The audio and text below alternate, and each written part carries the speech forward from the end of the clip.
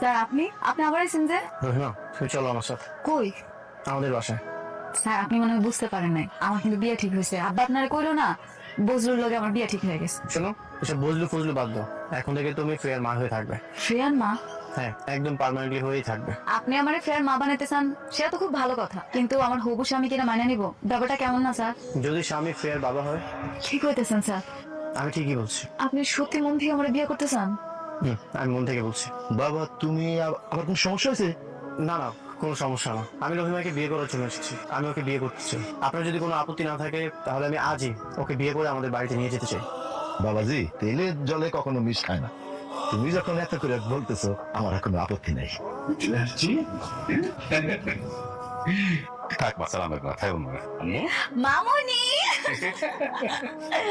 মামুনি আম্মু, তুমি এখন খুশি তো?